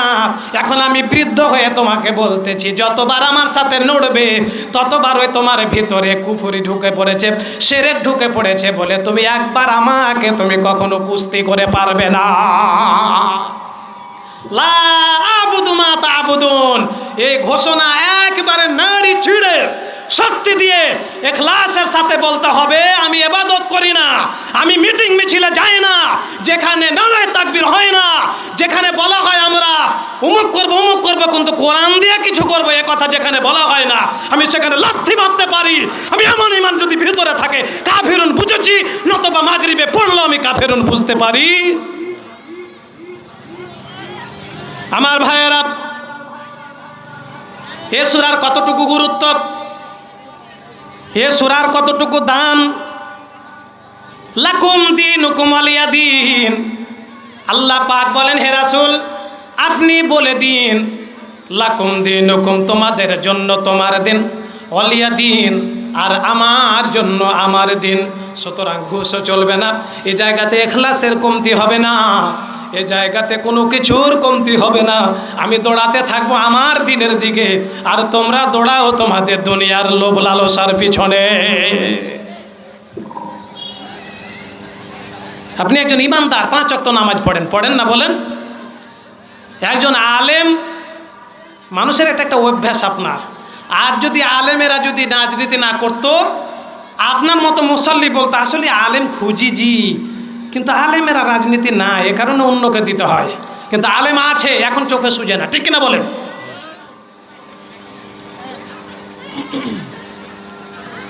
এটা অত্যন্ত ইখলাসের ব্যাপার। আপনি সব কিছুতে যাচাই বাছাই করেন। 4টা বউ দেখেন, একটা জমি বেশি, একটা দেখতে সুন্দর, ওটাতে ঝাঁপ দেন। আর একদিকে সাধারণ মানুষ যে আপনার জানাজা পড়াতে পারে না, যে নামাজে অন্তত সে জানাজাতে কি পড়ে সেগুলো জানে না, সে ছুটে দুনিয়ার দিকে। আর একজন আলেম আপনার কাছে এসেছে, আপনার কাছে একটু দাবি চাইতে, কিন্তু আপনি সেই দাবিকে উপেক্ষা করতেছেন। বুঝতে হবে আপনার ভিতরেও সব জায়গায় অন্তত আলেমের ভালোবাসা নাই, ঠিক কিনা বলেন? সেজন্য এই সূরা 7টি আয়াত, 7টি আয়াতের ভিতরে আল্লাহ পাক 5টি আয়াত দিয়ে বিশ্বনবীকে বারবার বলতেছেন, এমনভাবে ভিতর থেকে তাওহীদের ঘোষণা দাও, তোমার কাছে একবার চাইতে আসবে যে আমাকে দিও, কিন্তু এমন একটা কথা বলে বিদায় করবি, এরপরে অন্তত আশাও করবে না যে তোর বাড়ি থেকে এটা পাওয়া যাবে, ঠিক কিনা বলেন? এই ঘোষণা দিয়ে রিপিট দাও। আপনি বলে দিন, লা আবুদু মা তা'বুদুন, আমি ইবাদত করি না, তোমরা যার ইবাদত করো। ওয়ালা আনতুম, আর তোমাদের ইবাদত করাই হবে না। তোমরা যতই চেষ্টা করো আমার ধর্মে ঢুকতে চাও, কিছু নিতে চাও, হবে না তোমাদের। আমি তোমাদেরকে যেদিকে ডাকছি তোমাদের আশাও কিসমত জুটবে না। তোমরা যেদিকে আমাকে ডাকতেছ সেখানে যাওয়ার কোনো প্রশ্নই ওঠে না আমার, ঠিক কিনা বলেন? এমনি করে করে আমি গতবারও সূরা তাকাসুরের তাফসির বহু জায়গায় করেছি। গাজীপুরে আপনি তো ছিলেন, ওখানে আমি শিরকের উপরে আলোচনা করেছি। এই সূরাটাও মানুষ কেউ যদি মুশরিক থেকে বাঁচতে চায় তাকে কোন সূরা পড়তে হবে বলেন তো? কোন সূরা বলেন? কোন সূরা বলেন? কাফিরুন পড়ে তাকে কাফিরুন অনুবাদ দেখতে হবে, আর ইবাদত কাকে বলে এটাকে দেখতে হবে। আমার ভাইয়েরা, লাকুম দীনুকুম ওয়ালিয়া দীনের আয়াতের তাফসিরটা আপনাদের সামনে করি। হাফেজ ইমামউদ্দিন ইবনে কাসির তাফসির ইবনে কাসিরের ভিতরে লিখেছেন, হাদিসখানা বর্ণনা করেছেন জাবের ইবনে আব্দুল্লাহ রাদিয়াল্লাহু তাআলা আনহু। নামটা কি বলেন? জাবের ইবনে আব্দুল্লাহ। জাবের ইবনে আব্দুল্লাহ রাদিয়াল্লাহু তাআলা আনহু বলেন, মুসনাদে আহমদের হাদিস, তাফসির ইবনে কাসির থেকে বলতেছি, আল্লাহ পাকের নবীর সাহাবী জাবের ইবনে আব্দুল্লাহ রাদিয়াল্লাহু তাআলা আনহু বলেন, একবার উমর রাদিয়াল্লাহু তাআলা আনহু আল্লাহ পাকের নবীর কাছে আসলেন, এসে বললেন, ইয়া রাসূলুল্লাহ। নবীজির কাছে উমর রাদিয়াল্লাহু তাআলা আনহু আসলেন, এসে বললেন, ইয়া রাসূলুল্লাহ, ইয়া হাবিবাল্লাহ, আহলে কিতাবদের থেকে আমি একটা কিতাব এনেছি, ইহুদি নাসারাদের কাছ থেকে আমি একটা কিতাব এনেছি। এই কিতাব আনার পরে আল্লাহ পাকের নবীর সামনে উমর রাদিয়াল্লাহু তাআলা আনহু আসলেন। লিল্লাহি তাকবীর, বলেন লিল্লাহি তাকবীর। প্রধান বক্তার আগমন, শুভেচ্ছা স্বাগতম। প্রধান বক্তার আগমন, শুভেচ্ছা স্বাগতম। নারায়ে তাকবীর। স্থির হয়ে বসবেন। 2খানা হাদিস আছে, 3 মিনিটে শেষ করে মাইক দিব। যদি এদিক ওদিক তাকাতাকি করেন, আমার কথার গুরুত্ব না দিলে আমি তো থাকবো না, ঠিক কিনা বলেন? আর আমি ওই অভ্যাসের লোকও না যে তাকে বসিয়ে 10 মিনিট কথা বলবো, না, আমি তাকে দিয়ে দিচ্ছি। এখন শুধুমাত্র লাকুম 6টা আয়াতে তাফসীর শেষ করেছে, শুধুমাত্র আছে কোনটা? লাকুম দীনুকুম ওয়ালিয়া দীন। তো উমর রাদিয়াল্লাহু তাআলা আনহু আহলে কিতাবদের থেকে একটা কিতাব এনেছেন। এনেই তাফসির ইবনে কাসির এসেছে, মুসনাদে আহমদে এসেছে। এনেই রাসূলের সামনে ওই কিতাবটা পড়তে লেগেছে উমর রাদিয়াল্লাহু তাআলা আনহু। কে পড়তে লেগেছেন বলেন? কে পড়তে লেগেছে? উমর রাদিয়াল্লাহু তাআলা আনহু পড়তে লেগেছেন। আল্লাহ পাকের নবী উমর রাদিয়াল্লাহু তাআলা আনহু কোরআন বাদ দিয়ে অন্য ধর্মের একটা কিতাব যখন পড়তে লাগলেন, আল্লাহ পাকের নবী ওই কিতাব শুনেই বললেন, উমর থামো, তুমি কি পথভ্রষ্ট হতে চাও নাকি? তুমি কি বিশ্বাস করো না আমি যে ঈমানের উপরে এনেছি তোমাকে, আমি যে ইসলামের দিকে তোমাকে এনেছি, যে কোরআন আমি এনেছি, এ কোরআন সমাধান দিতে পারে, এ বিশ্বাসকে তুমি রাখো না নাকি? ওমর রাদিয়াল্লাহু তাআলা আনহুকে বলেন, বিশ্বনবী বলেন, ওমর তুমি এখন যে কিতাবটা পড়তেছো, এটা পড়ে তুমি যদি পড়ো পথভ্রষ্ট হয়ে যাবে। আর আহলে কিতাবদেরকে যদি এত মানব মুশরিকের দিকে আর ইহুদি এবং নাসারার দিকে ঝুঁকে তাদের কিতাব যদি তুমি পড়ো, তাহলে তুমি পথভ্রষ্ট হয়ে যাবে। তুমি কান খাড়া করে শোনো ওমর, এই মুহূর্তে মূসা আলাইহিস সালাতু ওয়াস সালাম যদি জীবিত থাকতেন, আর মূসাও আল্লাহর নবী, আমিও নবী, তোমরা যদি আমাকে নবী না মেনে মূসাকে নবী মেনে তার পিছনে চলতে, তাহলে তোমরা জান্নাতের সুসংবাদ পেতে না। উমর মূসার পিছনে ছোটে জান্নাতের সুসংবাদ না পেলে, একজন মানুষ জনগণ সকল ক্ষমতার উৎস ধর্মনিরপেক্ষ মতবাদের দিকে ডাকে, সুসংবাদ আসে কি করে? আর একখানা হাদিস, এই হাদিসখানা বর্ণনা করেছেন বিশ্বনবীর সাহাবী আব্দুল্লাহ ইবনে সাবেত রাদিয়াল্লাহু তাআলা আনহু। আব্দুল্লাহ ইবনে সাবেত রাদিয়াল্লাহু তাআলা আনহু বলেন, ওমরে ফারুক রাদিয়াল্লাহু তাআলা আনহু আহলে কিতাব ইহুদি এবং নাসারাদের ভিতরে ওমরে ফারুক রাদিয়াল্লাহু তাআলা আনহুর একটা বন্ধু ছিল। এই বন্ধুর বাড়ির পাশ দিয়ে যখন ওমরে ফারুক রাদিয়াল্লাহু তাআলা আনহু যাচ্ছিলেন, তাফসীর ইবনে কাসির, মুসনাদ আহমদের হাদিস, আল্লাহ পাকের নবীর সাহাবী ওমরে ফারুক রাদিয়াল্লাহু তাআলা আনহুকে তাওরাতে লেখা কয়েকটা বাক্য লিখে দিয়ে ওমরের হাতে দিলেন। তার ইহুদি বন্ধু ওমরের হাতে তাওরাতে লেখা আছে কিছু শব্দ দিলেন। ওই শব্দগুলো নিয়ে বিশ্বনবীর সামনে এসেই ওমর ফারুক রাদিয়াল্লাহু তাআলা আনহু বললেন, ইয়া রাসূলুল্লাহ, এই যে দেখেন অত্যন্ত অর্থবোধক শব্দগুলো আমার বন্ধু আমাকে দিয়েছে, আমি কি আপনাকে এগুলো পড়ে শোনাবো নাকি?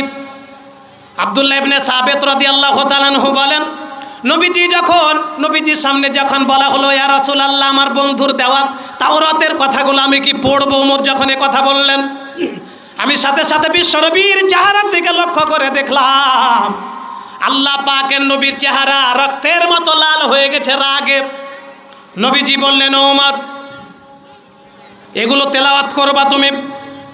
সাবেত রাদিয়াল্লাহু তাআলা আনহু বলেন, রাসূলের রাগ দেখে আমি ওমরকে বললাম, ওমর, তুমি তো বিশ্বনবীর সুনামধন্য সাহাবী, তুমি যা পড়তে চেয়েছো রাসূলের সামনে পড়ো বা না পড়ো ভিন্ন ব্যাপার, কিন্তু তুমি যা দাবি করেছো পড়বে বলে, সেটা কি রাসূলের চেহারার দিকে দেখেছো তুমি একবার? রাসূলের চেহারার দিকে দেখে ওমর রাদিয়াল্লাহু তাআলা আনহু দেখছেন যে রাসূল লাল হয়ে গেছেন। ওমর রাদিয়াল্লাহু তাআলা আনহু সাথে সাথে বলছেন, ইয়া রাসূলুল্লাহ, রাদিতু বিল্লাহি রাব্বা, আমি আমার রবকে সন্তুষ্ট হয়েছি, ওয়াবিল ইসলামে দীনা, আমি তাওরাত পড়বো না, আমার বন্ধু মানে না, ইহুদি মানে না, ওয়াবিল ইসলামে দীনা, আমি দ্বীনের ভিতরে কোরআন পড়বো, আপনি রাগ করবেন না, আমি ভুল করেছি, ওয়াবি মুহাম্মাদিন নাবিয়্যা ওয়া রাসূলা, আপনি যে নবী, আপনি যে রাসূল, আপনার কোরআন ছাড়া আমি আর তাওরাত কখনোই পড়বো না, ইয়া রাসূলুল্লাহ, আপনি রাগ করবেন না, আপনি রাগটাকে মুছে ফেলুন। নবীজি রাগ মুছে ফেললেন আর বললেন, ওমর শোনো, দিন হচ্ছে এমন জিনিস, দু নৌকায় পা দিয়ে দিন চলে না, ঠিক কিনা বলেন? ঠিক কিনা বলেন? ওমরে ফারুক রাদিয়াল্লাহু তাআলা আনহুকে বিশ্বনবী বললেন, ওমর, এই মুহূর্তে যদি মূসা আলাইহিস সালাতু ওয়াস সালাম জীবিত থাকতেন, মূসা আলাইহিস সালাতু ওয়াস সালাম যদি জীবিত থাকতেন, তিনি নবী না, তিনি আমার অনুসারী হয়ে আমার পিছনে চলতে থাকতেন। এজন্য আল্লাহ রাব্বুল আলামিন অন্তত আমাদেরকে দৃঢ়তার সাথে, আমি ইবাদত করি না আমার পারিবারিক নীতিতে, নামাজে, রোজায়, হজে, যাকাতে, মিটিংয়ে, মিছিলে, আমি ইবাদত করি সর্ব জায়গায় কার? আল্লাহ। এই ঘোষণা দিয়ে শেষে বলে দিবেন, লাকুম দিন হুকুম অলিয়া দিন, তোমরা যেদিকে দৌড়াও আমি নাই, অলিয়া দিন, আমার আল্লাহ আমাকে যে দিন দিয়েছে আমি মানতেই থাকবো, ইখলাসের সাথে ঘোষণা দিয়ে শেষ করবো আমি। আল্লাহ রাব্বুল আলামিন আমাদেরকে ইখলাসের সাথে সূরা কাফিরুনের আলোচনা করা এবং শোনার, এবং এটাকে বেশি বেশি তেলাওয়াত করবেন। আমি বলেছি ফজরের সুন্নাত নামাজের প্রথম রাকাতে, দ্বিতীয় রাকাতে কুল হুয়াল্লাহু আহাদ, মাগরিবের সুন্নাতের প্রথম রাকাতে কাফিরুন, দ্বিতীয় রাকাতে কুল হুয়াল্লাহু আহাদ, 3 রাকাত বেতর পড়লে প্রথম রাকাতে সাব্বিহিসমা, দ্বিতীয় রাকাতে কি? কাফিরুন, তৃতীয় রাকাতে কুল হুয়াল্লাহু আহাদ। হজে গেলে হজ থেকে যখন বিদায়ী তওয়াফ করে আসবেন তখনও 2 রাকাত নামাজ বিশ্বনবী পড়তে বলেছেন, প্রথম রাকাতে কাফিরুন, দ্বিতীয় রাকাতে কুল হুয়াল্লাহু আহাদ। ঘুমাতে যাবেন তখনও এই সূরাটাকে পড়ে নেবেন, সফরে যাবেন তখনও কাফিরুন সূরাটাকে পড়তেই থাকবেন। আল্লাহ পাক আমাদেরকে তাওহীদের উপরে কবুল করুন। সকল বলি আল্লাহুম্মা আমিন। আসসালামু আলাইকুম ওয়া রাহমাতুল্লাহ। সুবহানাকাল্লাহুম্মা ওয়া বিহামদিকা আশহাদু আল্লা ইলাহা ইল্লা আনতা আস্তাগফিরুকা ওয়া আতুবু ইলাইকা।